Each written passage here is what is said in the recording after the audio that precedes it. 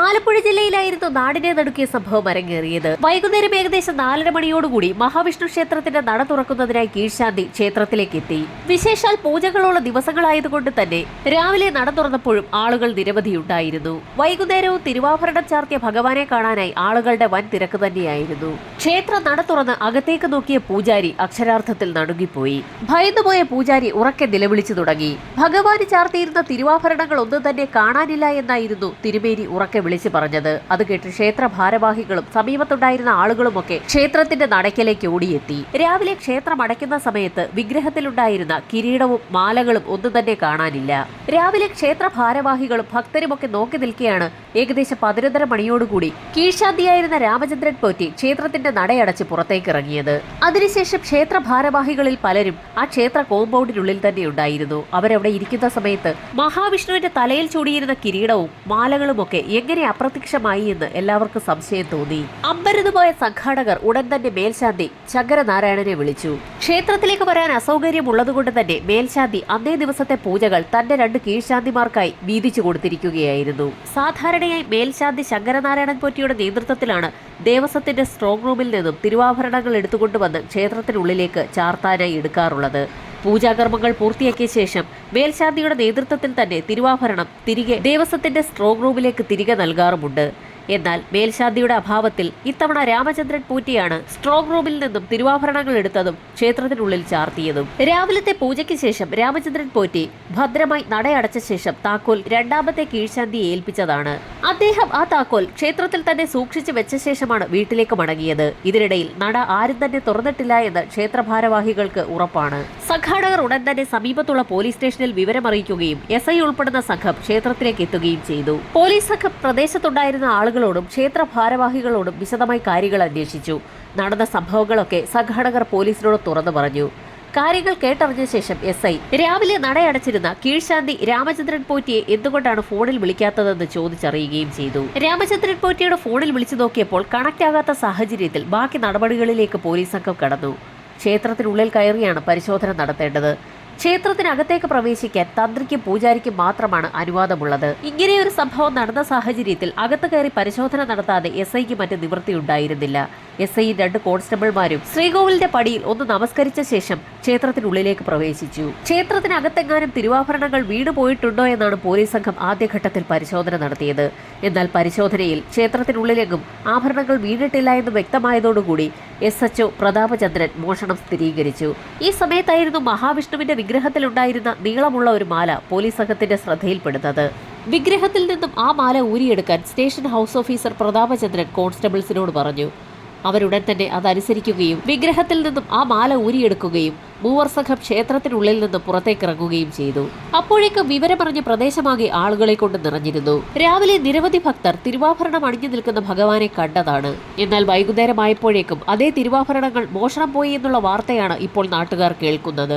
മഹാവിഷ്ണുവിന്റെ വിഗ്രഹത്തിലുണ്ടായിരുന്ന ഒരേയൊരു മാലയുമായി പുറത്തേക്കിറങ്ങിയ SI ക്ഷേത്ര സംഘാടകരോട് ഒരു കാര്യം തറപ്പിച്ചു പറഞ്ഞു. കള്ളൻ കപ്പലിൽ തന്നെയാണ്. പ്രൊഫഷണലായ ഒരു കള്ളനായിരുന്നെങ്കിൽ ആഭരണങ്ങൾ മുഴുവനും മോഷ്ടിച്ചേനെ. ഒരു മാല അവിടെ വെച്ചതിന് ശേഷം ബാക്കിയുള്ള ആഭരണങ്ങളാണ് മോഷ്ടിച്ചിരിക്കുന്നത്. അത് കേട്ട് ക്ഷേത്ര ഭാരവാഹികൾക്ക് ഒന്നും മനസ്സിലായില്ലെങ്കിലും കൂട്ടത്തിലുണ്ടായിരുന്ന ഒരാൾ മറ്റൊരു കാര്യം പറഞ്ഞു. മഹാവിഷ്ണുവിന്റെ ശാപം ലഭിക്കാതിരിക്കുന്നതിനു വേണ്ടി മോഷണം നടത്തിയ വ്യക്തി ഒരു മാല മഹാവിഷ്ണുവിന് തന്നെ സമർപ്പിച്ച ശേഷം ബാക്കിയുള്ളവയുമായി കടന്നു കളഞ്ഞിരിക്കുകയാണ്. എങ്കിലും കയ്യിലിരിക്കുന്ന ആഭരണം ഒന്ന് പരിശോധിച്ചു നോക്കാൻ തന്നെ SI അടങ്ങുന്ന സംഘം തീരുമാനിച്ചു. ആഭരണം പരിശോധിക്കുന്നതിന്റെ ഭാഗമായി SIയുടെ നിർദ്ദേശപ്രകാരം 2 കോൺസ്റ്റബിൾമാരും അതോടൊപ്പം തന്നെ ക്ഷേത്ര സംഘാടകരും ചേർന്ന് സമീപത്തുണ്ടായിരുന്ന ഒരു ജ്വല്ലറിയിലേക്ക് ഉടൻ തന്നെ പുറപ്പെടുകയും ചെയ്തു. ജ്വല്ലറിയിലെത്തിയ പോലീസ് സംഘാടകരും ആ മാലയുടെ മൂല്യം എത്രയുണ്ടെന്ന് തൂക്കി നോക്കി പറയാൻ ജ്വല്ലറിയിലുള്ള ആളുകളോട് ആവശ്യപ്പെടുകയും ചെയ്തു. 5 പവനോളം തൂക്കം വരുന്ന ആഭരണമാണെന്ന് ക്ഷേത്ര ഭാരവാഹികൾ ജ്വല്ലറി ഉടമകളെ അറിയിച്ചു. എന്നാൽ ആ ആഭരണം കണ്ടപ്പോൾ തന്നെ ജ്വല്ലറിയിലുള്ള ജീവനക്കാർക്ക് എന്തോ ചില സംശയങ്ങൾ തോന്നി. ഒറ്റ നോട്ടത്തിൽ തന്നെ അത് മുക്കമണ്ഡമാണെന്ന് അവർ തിരിച്ചറിയുകയും അക്കാര്യം പോലീസുകാരെ അറിയിക്കുകയും ചെയ്തു. തങ്ങൾ ഇത്രയും ദിവസം തൊഴുതുകൊണ്ടിരുന്നത് മുക്കുമണ്ഡമണിഞ്ഞ മഹാവിഷ്ണുവിന്റെ വിഗ്രഹത്തെയാണെന്നറിഞ്ഞ ക്ഷേത്ര ഭാരവാഹികൾ ആകെ നടുങ്ങിപ്പോയി. മാലയുമായി പോലീസ് സംഘവും ഭാരവാഹികളും കൂടി തിരികെ ക്ഷേത്രത്തിലേക്ക് തന്നെ എത്തി. അപ്പോഴേക്ക് സമയം ഏകദേശം വൈകുന്നേരം 7 മണിയോടടുത്തിരുന്നു. അപ്പോഴും പ്രദേശവാസികളൊക്കെ ക്ഷേത്രത്തിന് ചുറ്റും കൂടി നിൽക്കുന്നുണ്ടായിരുന്നു. പട്ടാപ്പകൽ ആളുകൾ ഉണ്ടായിരുന്ന ക്ഷേത്രത്തിൽ നിന്നും എങ്ങനെയാണ് സ്വർണം കവരുക എന്നത് നാട്ടുകാർക്ക് തീർത്തും സംശയമുളവാക്കുന്ന ഒരു കാര്യമായിരുന്നു. അപ്പോഴേക്കും SI സംഘവും ക്ഷേത്ര പരിസരത്തെത്തുകയും ഭാരവാഹികൾക്ക് ആ മുക്കുപണ്ടമാല കൈമാറുകയും ചെയ്തു. ക്ഷേത്രത്തിലുള്ള ഈ ഒരു മാല മാത്രം എന്തുകൊണ്ടാകാം കള്ളൻ കൊണ്ടുപോകാഞ്ഞതെന്ന് ഇപ്പോൾ നാട്ടുകാർക്കും ക്ഷേത്ര ഭാരവാഹികൾക്കും മനസ്സിലായി കാണുമല്ലോ എന്ന് SI അവരോടായി ചോദിച്ചു. ഈ ഒരു മാല മാത്രം മുക്കുപണ്ടമാണെന്ന് ഏത് വ്യക്തികൾക്കാണ് അറിയാൻ കഴിയുക? അതുകൊണ്ട് തന്നെയാണ് കള്ളൻ കപ്പലിൽ തന്നെ ഉണ്ടെന്ന് ആദ്യം മുതൽ തന്നെ പോലീസ് പറഞ്ഞതെന്നുകൂടി SI വ്യക്തമാക്കി. ഈ ക്ഷേത്രവുമായി അടുത്ത ബന്ധമുള്ള വ്യക്തികൾ തന്നെയാണ് മോഷണത്തിന് പിന്നിലെന്നും അവിടെ കൂടി നിൽക്കുന്ന ഓരോ വ്യക്തികളെയും അതുകൊണ്ട് തന്നെ ചോദ്യം ചെയ്യേണ്ടി വരുമെന്നും SI അവരോടായി വ്യക്തമാക്കി. രാവിലെ ക്ഷേത്രനട അടച്ചത് രാമചന്ദ്രൻ പോറ്റിയാണെന്ന് മേൽശാന്തി പോലീസുകാരോട് പറഞ്ഞു. ആ സമയത്ത് പല ആളുകളും ക്ഷേത്രത്തിനു മുൻപിൽ തൊഴുതുകൊണ്ട് നിൽക്കുന്നുണ്ടായിരുന്നു. അക്കൂട്ടത്തിൽ ആരൊക്കെ ആ സമയത്ത് ക്ഷേത്രത്തിലെ മഹാവിഷ്ണുവിന്റെ വിഗ്രഹത്തിൽ ആഭരണങ്ങൾ കണ്ടിരുന്നു എന്ന് SI അവിടെ കൂടി നിന്ന ആളുകളോട് ചോദിച്ചു. എന്നാൽ അവരെല്ലാവരും ആ സമയത്ത് അവിടെ ഉണ്ടായിരുന്നെങ്കിൽ പോലും വിഗ്രഹത്തിൽ ആഭരണങ്ങൾ ഉണ്ടായിരുന്നോ എന്നുള്ള കാര്യം വ്യക്തമായി നോക്കിയിരുന്നില്ല എന്നാണ് പലരും മറുപടി പറഞ്ഞത്. ആഭരണം ഉണ്ടായിരുന്നു എന്നുള്ള വിശ്വാസമാണ് പലരും പങ്കുവച്ചത്. അങ്ങനെയെങ്കിൽ കീഴ്ശാന്തിയായ രാമചന്ദ്രൻ പോറ്റിയുടെ കയ്യിൽ നിന്നും രണ്ടാമത്തെ കീഴ്ശാന്തി ക്ഷേത്രത്തിന്റെ താക്കോൽ ഏറ്റുവാങ്ങിയതിനു ശേഷമുള്ള 4-5 മണിക്കൂറിനിടയിലായിരിക്കാം മോഷണം സംഭവിച്ചിരിക്കുന്നത്. അല്ലാത്ത പക്ഷം ആഭരണങ്ങൾ അഴിച്ചുമാറ്റി വെച്ചതിന് ശേഷമാകാം രാമചന്ദ്രൻ പോറ്റി വാതിലടച്ചതെന്ന് പോലീസ് പറഞ്ഞു. എന്നാൽ അക്കാര്യം സമ്മതിച്ചു കൊടുക്കാൻ നാട്ടുകാർക്ക് കഴിയുമായിരുന്നില്ല. കാരണം അവരിൽ പലരും നടയടയ്ക്കുന്ന സമയത്ത് വിഗ്രഹത്തിൽ ആഭരണം കണ്ടവരാണ്. എന്നാൽ ആഭരണം കണ്ടവർക്ക് പോലും അതത്ര ഉറപ്പിച്ച് പറയാനും കഴിയുമായിരുന്നില്ല. കാര്യങ്ങൾക്ക് കൂടുതൽ വ്യക്തത വരണമെങ്കിൽ ഒന്നാമത്തെ കീഴ്ശാന്തിയായ രാമചന്ദ്രൻ പോറ്റിയെ കൂടുതൽ ചോദ്യം ചെയ്യണം. എന്നാൽ രാമചന്ദ്രൻ പോറ്റിയെ രാവിലെ മുതൽ തന്നെ വിളിക്കുമ്പോൾ ഫോൺ സ്വിച്ച്ഡ് ഓഫ് എന്നാണ് പറയുന്നത്. അക്കാര്യത്തിൽ SIക്ക് ചില സംശയങ്ങൾ തോന്നി. വാർത്ത കേരളം മുഴുവനും അപ്പോഴേക്ക് സ്പ്രെഡ് ആവുകയും ഗവൺമെന്റ് തലത്തിൽ ഇടപെടലുണ്ടായതിന്റെ ഭാഗമായി SP സംഭവസ്ഥലത്തേക്ക് എത്തുകയും ചെയ്തു. സ്ഥലത്തെത്തിയ SP വലിയൊരു ടീമിനെ തന്നെയാണ് കോൺസ്റ്റിറ്റ്യൂട്ട് ചെയ്തത്. ആ ടീമിനെ 4ആയി തിരിക്കുകയും 4 ടീമുകൾക്കും വെവ്വേറെ ജോലികൾ നൽകുകയും ചെയ്തു. ആദ്യത്തെ ടീമിന് ക്ഷേത്രത്തിലെ പ്രധാന കീഴ്ശാന്തിയും രാവിലെ ക്ഷേത്രനട അടച്ച വ്യക്തിയുമായ രാമചന്ദ്രൻ പോറ്റിയെ കേന്ദ്രീകരിച്ചുള്ള അന്വേഷണ ചുമതലയാണ് നൽകിയത്. അദ്ദേഹത്തിന്റെ കൊല്ലത്തെ കല്ലടയിലുള്ള വീട്ടിൽ പോയി അന്വേഷണം നടത്താനായിരുന്നു അവർക്ക് നിർദ്ദേശം നൽകിയത്. ഇതേസമയം രണ്ടാമത്തെ ടീമിന് പ്രദേശത്തുള്ള കടകളും വീടുകളുമൊക്കെ കേന്ദ്രീകരിച്ച് ക്ഷേത്രവുമായി ബന്ധപ്പെട്ടുള്ള CCTV വിഷ്വൽസ് എന്തെങ്കിലും ലഭ്യമാവുകയാണെങ്കിൽ അത് ചെക്ക് ചെയ്യാനും കളക്ട് ചെയ്യാനുമുള്ള നിർദ്ദേശമാണ് നൽകിയത്.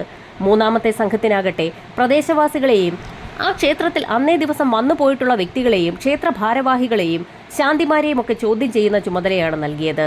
നാലാമത്തെ ടീമിന് സൈബർ സെല്ലുമായി ചേർന്ന് രാമചന്ദ്രൻ പോറ്റിയുടെ മൊബൈൽ ഫോൺ ട്രാക്ക് ചെയ്യുന്നതിനുള്ള ചുമതലകളാണ് നൽകിയത്.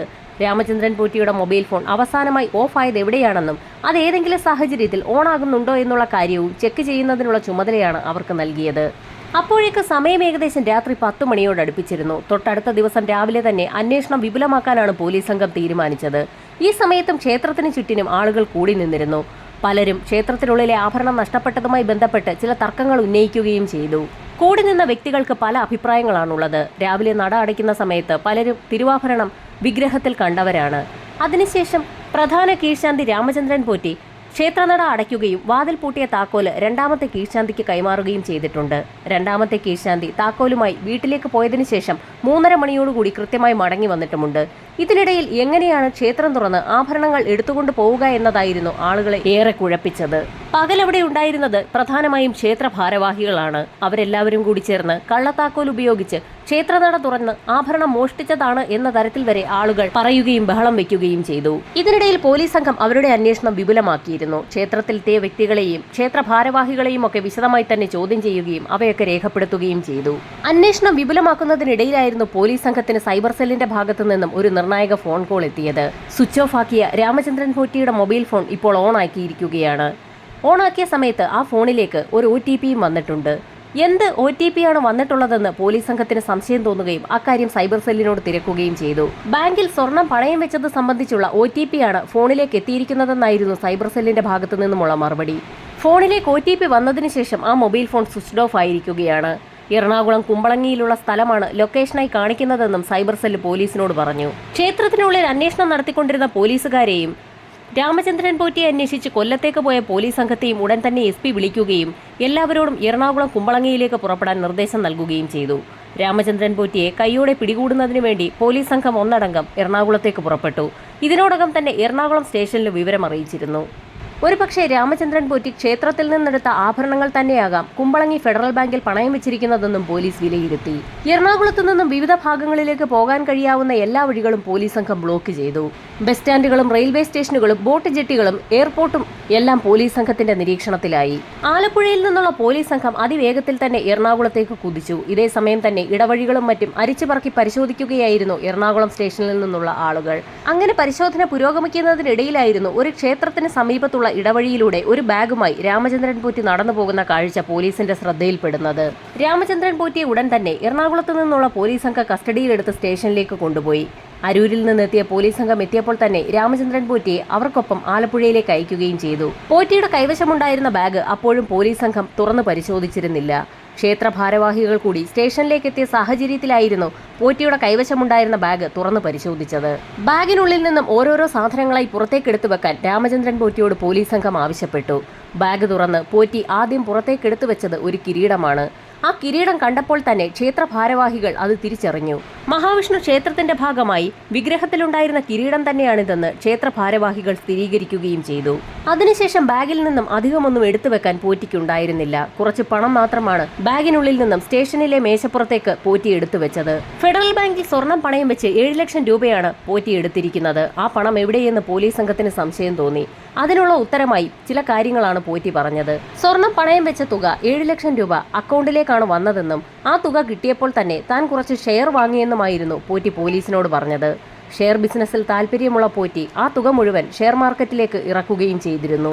കഴിഞ്ഞ 1 മണിക്കൂറിനകം കുറേയേറെ ഷെയറുകൾ താൻ വാങ്ങിക്കൂട്ടിയെന്നാണ് അയാൾ പോലീസിനോട് പറഞ്ഞത്.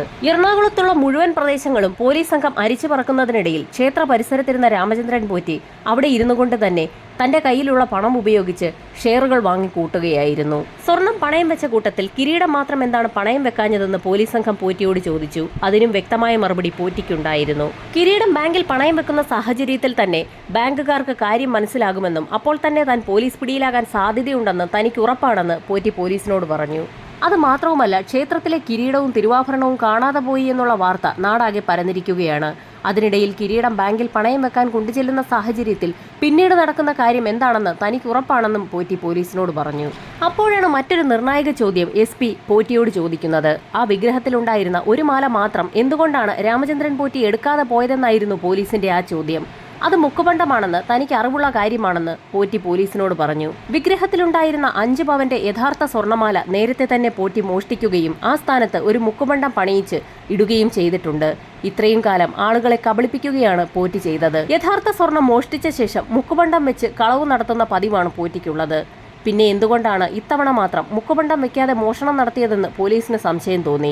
വിഗ്രഹത്തിലുണ്ടായിരുന്ന ആഭരണങ്ങളുടെ എല്ലാം ഡ്യൂപ്ലിക്കേറ്റ് താൻ പണിതു വെച്ചിരുന്നു എന്നും വിഗ്രഹത്തിലുണ്ടായിരുന്ന അതേ മോഡൽ ഒരു കിരീടവും ഉണ്ടാക്കി വെച്ചിരുന്നു എന്നും എന്നാൽ അതൊന്ന് ക്ഷേത്രത്തിനുള്ളിൽ കയറി വിഗ്രഹത്തിൽ അണിയിക്കാൻ തനിക്ക് കഴിയാതെ പോയി എന്നും ഇടയ്ക്ക് വെച്ച് തന്റെ പദ്ധതിയൊന്ന് പാളിപ്പോയെന്നും പോറ്റി പോലീസിനോട് പറഞ്ഞു. പദ്ധതി എങ്ങനെയാണ് പാളിപ്പോയതെന്ന് പോലീസ് സംഘം പോറ്റിയോട് ചോദിച്ചു.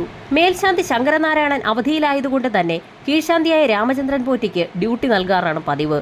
രാവിലെയും വൈകുന്നേരവും ക്ഷേത്രം തുറക്കുന്നതും രാമചന്ദ്രൻ പോറ്റി തന്നെയായിരിക്കും. എന്നാൽ പതിവിന് വിപരീതമായി അന്നേ ദിവസം മേൽശാന്തിയായിരുന്ന ശങ്കരനാരായണൻ 2 പോറ്റിമാർക്കും കൂടി ഡ്യൂട്ടി വിഭജിച്ചാണ് കൊടുത്തത്.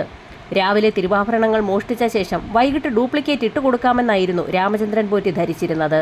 എന്നാൽ രാമചന്ദ്രൻ പോറ്റിയുടെ പ്ലാനുകൾ തകർത്തുകൊണ്ട് രണ്ടാമത്തെ കീഴ്ശാന്തി താൻ തന്നെ വൈകുന്നേരം അമ്പലം തുറന്നുകൊള്ളാമെന്നും അങ്ങനെയാണ് മേൽശാന്തി പറഞ്ഞിട്ടുള്ളതെന്നും പറഞ്ഞ് വാശി പിടിക്കുകയും തനിക്ക് തന്നെ ദേവനെ ഒരുക്കണമെന്ന് ആവശ്യപ്പെടുകയും നടയുടെ താക്കോൽ രാമചന്ദ്രൻ പോറ്റിയുടെ കയ്യിൽ നിന്നും വാങ്ങിക്കുകയും ചെയ്തിരുന്നു. അതോടുകൂടിയാണ് രാമചന്ദ്രൻ പോറ്റിയുടെ പ്ലാനുകളെല്ലാം തകിടം മറിഞ്ഞത്. താക്കോൽ രാമചന്ദ്രൻ പോറ്റിയുടെ കൈവശം തന്നെയായിരുന്നെങ്കിൽ വൈകുന്നേരം അയാൾ തന്നെ നട തുറക്കുകയും ഡ്യൂപ്ലിക്കേറ്റ് ആഭരണങ്ങളൊക്കെ വിഗ്രഹത്തിൽ ധരിപ്പിക്കുകയും ചെയ്തേനെ. പ്ലാൻ വിജയിക്കുകയായിരുന്നെങ്കിൽ ഏതെങ്കിലും കാലത്ത് മുക്കുപണ്ടത്തിന്റെ നിറം മങ്ങുന്ന സാഹചര്യത്തിൽ മാത്രമേ ആളുകൾ അത് തിരിച്ചറിയുകയുണ്ടായിരുന്നുള്ളൂ. അപ്പോഴേക്കും രാമചന്ദ്രൻ പോറ്റി സ്ഥലം വിട്ടേനെ. രാമചന്ദ്രൻ പോറ്റി ക്ഷേത്രത്തിലെത്തിയിട്ട് വെറും 4 മാസങ്ങൾ മാത്രമേ ആകുന്നുള്ളൂ. 4 മാസം കൊണ്ടാണ് ഇത്രയധികം കാര്യങ്ങൾ അയാൾ ചെയ്തു തീർത്തത്. പോറ്റിയുടെ അറസ്റ്റ് രേഖപ്പെടുത്തിയ പോലീസ് സംഘം മജിസ്ട്രേറ്റിന് മുൻപിൽ ഹാജരാക്കി പോറ്റിയെ റിമാൻഡ് ചെയ്തു.